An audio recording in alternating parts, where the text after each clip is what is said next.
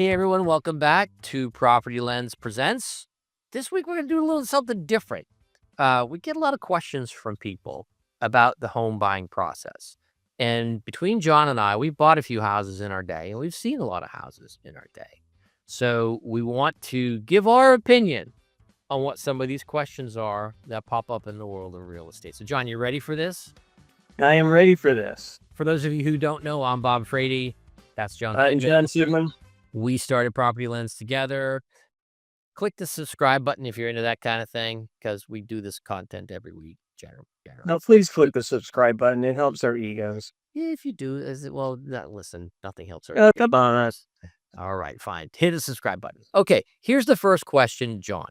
And John, I know you're going to like this question because I know you have experience with this question. So, buying a house that previously had a fire. The person says, I'm interested in a house that says they had a garage fire 2 to 3 years ago. The original owners of the house built in 2010. The listing for the house states that everything was restored and they made the updates to the house at the same time. Is this a deal breaker? John, what's your opinion? Depends. I know we were looking for a yes or no answer, and depends is not that yes or no answer, but it depends. So if you have a fire at your house, that's, and it's noticeable. I mean, you had to repair stuff. The fire department came, they put stuff out. There's a lot of water.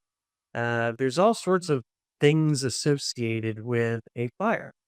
So the first thing is, who did the work, right? Did they pull the permits? Did they pull all the right permits? You would think that because it was a fire that they had to, but there are some parts of the country that permits might not be necessary because maybe the damage wasn't more than a given dollar amount. So I want to know who did the work. Was it permitted? What's their, overall scores? Because did they choose somebody really cheap? Or did they choose somebody who actually would come in and do a really good job? So, or did they do the work themselves? These are all the questions that I would want to know. I like the builder. I like the house. I like the location. Then I would have no problems. But I'd also want to know one really important thing. What caused the fire? Yep. Was that a meth lab in my garage? Or, was somebody tinkering around working on a car, spilling a little gasoline? And, there are different things that are going to cause a garage fire. Those are the things that I want to know. Yeah, with the house built in 2010, you would think the wiring was pretty good, but you just never know, I suppose, sometimes. So, Well, if you decided to put in a lift out in your garage, those draw a lot of amps if you don't have the right circuit for your garage.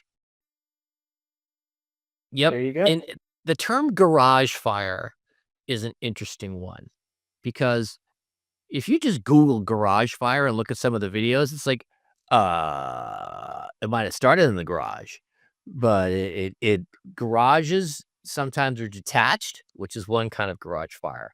Most modern houses, they are attached and integrated to the house. Like we drive right into our garage in this house and then walk in the house. So a garage fire may actually be much more involved than just a garage fire. So you need to discover what exactly was the intensity of the fire. Now, one of the things you could do very interestingly is take the address and then just say fire and Google it and see what comes up. And maybe you can get some video of the previous fire. But I would not say that this is a deal breaker. I would say what it is a giant blinking red light that says you need to investigate more. Like you can't just say, okay, everything's great, because we've had this happen before. So friends of ours wanted to buy a house in Los Angeles, and they said, hey, can you run a report for this property we're thinking about? And we said, sure.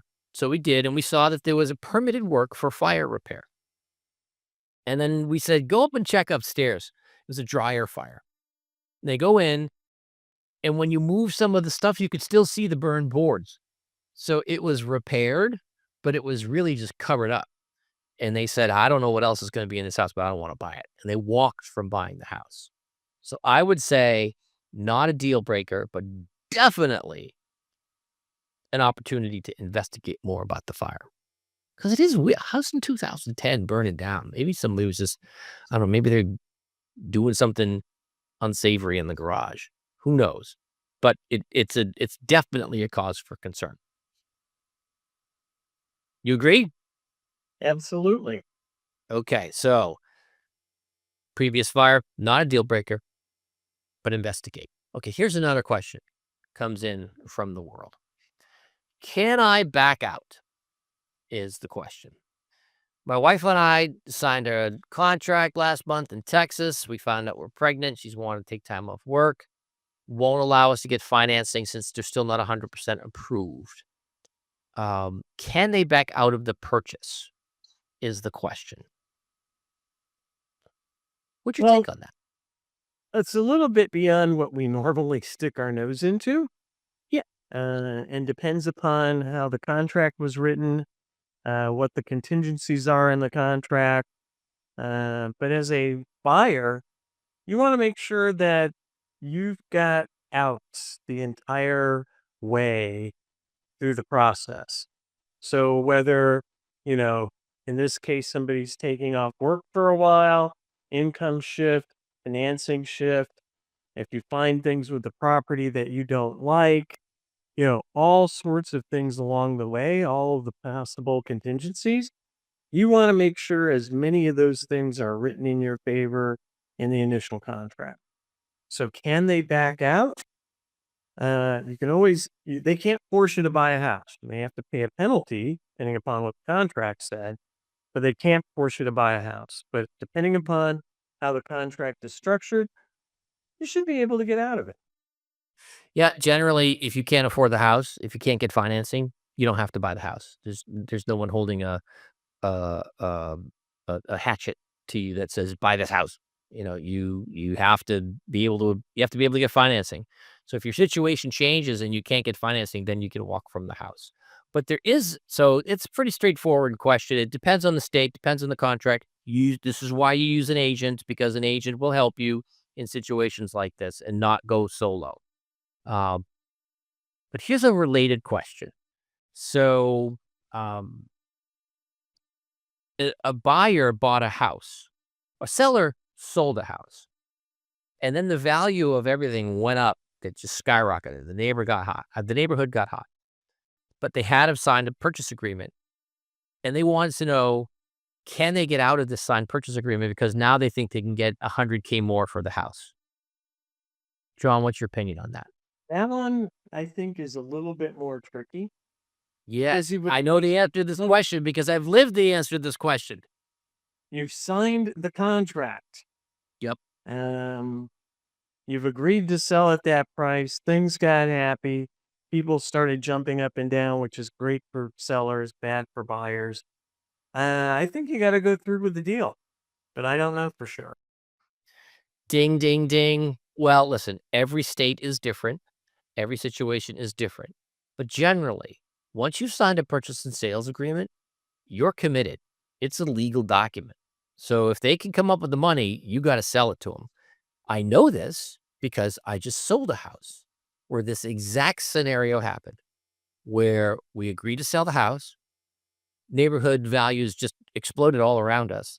And I thought, maybe I can get out of this. So I went to my real estate agent and they said, unless you're an attorney or want to deal with a long, long legal situation, you're committed.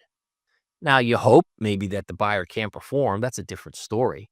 But from a seller standpoint, you're stuck. You signed it. So there you go. All right. I think that's enough of us dropping our carnival of knowledge on the world, John Sigmund.